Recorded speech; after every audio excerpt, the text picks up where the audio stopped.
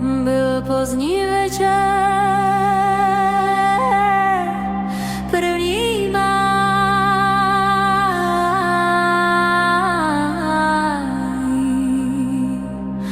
večerní máj, byl lásky čas.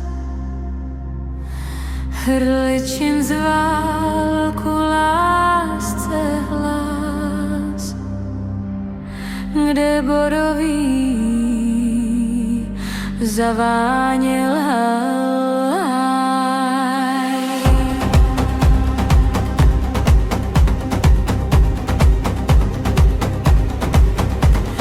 Jezero tiché, stříbrný svít, na hladině se luna chvěje, srdce v hrudi touží pít tajemný dech majového děje.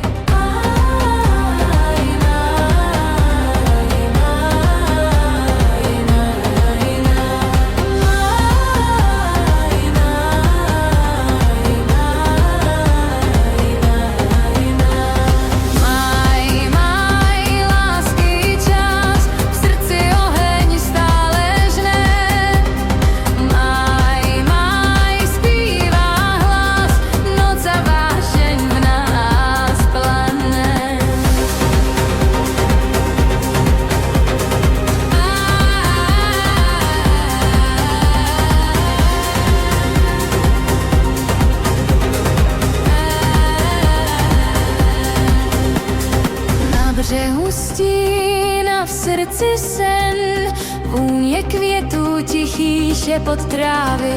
Čas lásky přichází zas jen, v máji hoří skryté žhavé zprávy.